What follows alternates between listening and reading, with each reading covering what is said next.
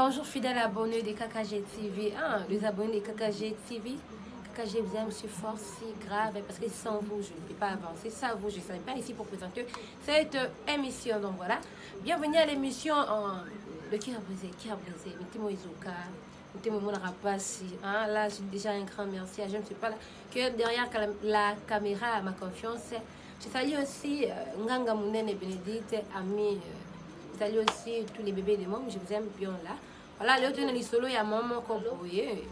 dans mon bal, il y a des solo, et là, il y a moi aussi, parce que mon bal, il y a bêta. Donc, on a les soleils, donc voilà.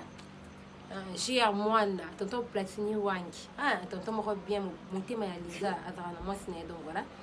Je disais que Léon avait été le soleil à maman Kobo. Maman, on a Azalaki, qu'on vit vraiment mon bal, mon robot, la jeunesse, n'a eu demi-bali. Quand on a demi-bali, on a pas. Ayo zazemi ya mobali moko. Toko zazemi mobali moko ya la consciente que zemi ya mutu. Te la ki pa mutu na bise non. Neka be zemi o eza zemi na yo. Mobali ya menasa ya bizemi na ngate. Ngali ngina mako bazemi te. Boye. Zemi na foto lo ngabi mo na fo zemi te biso na famille na biso ba longola. Zemi te so longola zemi okufi. Yimo ka takina demi bali. Ngana yu pende kuna ngaso pe ngai so pe nani ki ngano za beli mi bale fo yi ba ningo tamle fo yi ba pesi ni o chalo ko. O ebito ya simbe sika ba simba kate. Tala mamonde ba banga ni zemi. Voilà, on a ici ma raison. On a rappelé mon sous pembeni. Ça nini? Là qui nous yebisa na wana. Là qui yebisi bali mususu wana yebisa non. Nengeza boye, azana zemina yo. Quel est spécial à ma famille, quel est spécial à Bandikonanga vraiment. C'est ta première fois de nous regarder, c'est gratuit. Pour s'abonner, ça n'a pas fait le piqué quand on rouge, on est pas comme s'abonner. J'aime quand je regarde comme ça, on s'abonner, ça va bien vraiment. Et voilà, on continue notre émission. Les lots émissions ils ont des tranches on a besoin d'en puis ils en emboutent donc kokata te ta si suko mona ga suku na mai na vanji ta ka émission moko na ngani na sangisa ita bien voilà les abonnés ça zemi na on a mena yo abi zemi na ngande ni mo bale awanga ni zemi donc bale foma awanga ntama bizemi o isa yanga ite donc on a bana vie vraiment faut y va au maintenant biso ba jeune fille ti ba ninga otamule ça la bien parce que olimba mo be bien ta ça no le lobi zemi awanga ni faut te laisser une autre chose maman na ngai minga na ngai copine tantine na ngai parce que mi belle muso mona maman na bala sur lui donc on est le kuta muso so ala so ka linga yo nzoka na dingala yo te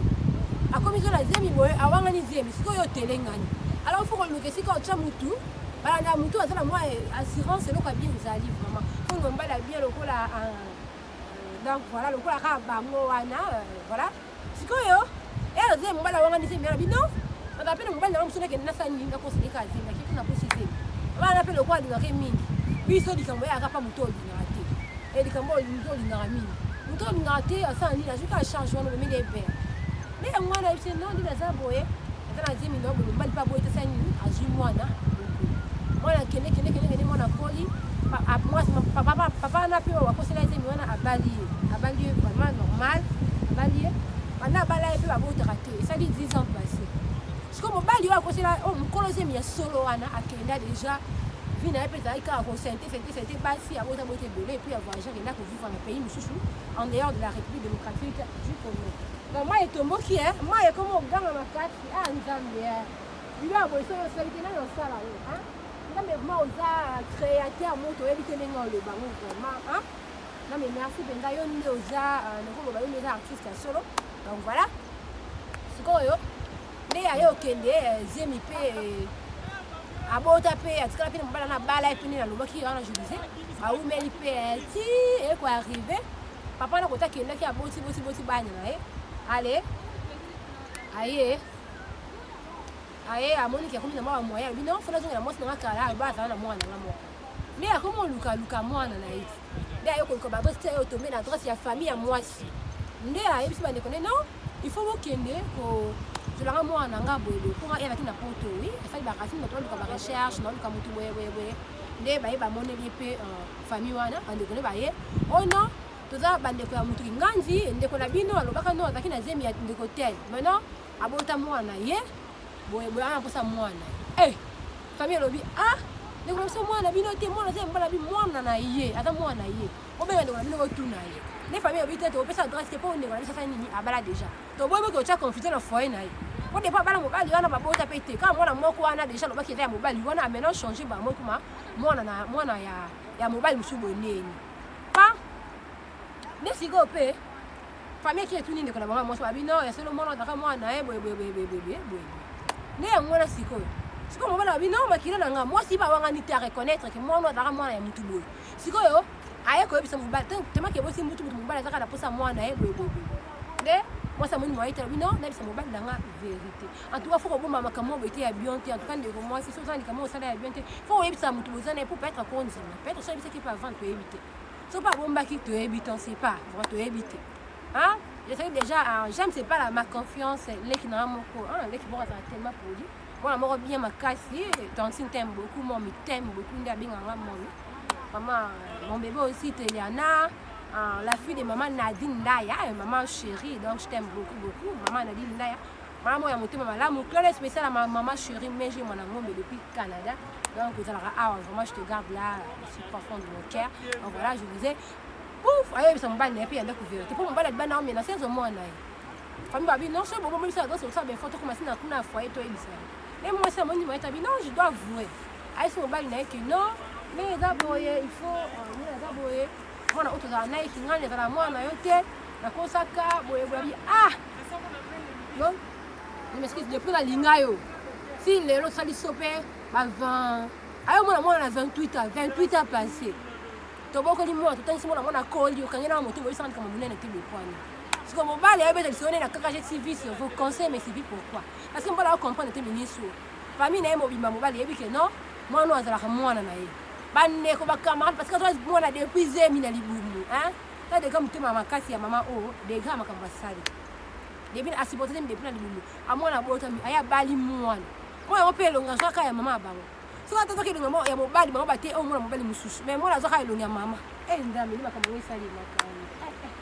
pardon mokili ya makambo ya solo wa lobana wata ndeko tsongolo moi déjà motema makasi ya mama o nakanga motema penda kanga motema ayebisi mobali na yete si mwana kola bongami tango mukolo mo donc so pe mukolo mwana ko luka pe mwana te alinga bomba pe ka moti mwana kufi ke mwana ya papa na heureusement mwana balite mais papa wana tangisi mwana université nyosa silisi mwana bimi licencié les papa na ya sola yo mona donc ça fait très mal parce que le pesa ngama makasi mwana eta papa na ndinga zaleli ya bino yebisa batu nini ko ba komi ndako singa ba jo mwana bango famille na yebisa bango nini est-ce que mobali abeta lisaba bino ayebite apesa kaka mobali ana mwana bongo aboya mwasi to alimbisa ye en tout cas mpona nga namona kaka donc alimbisa kaka mwasi apesa mwana wana nayebite mpona yo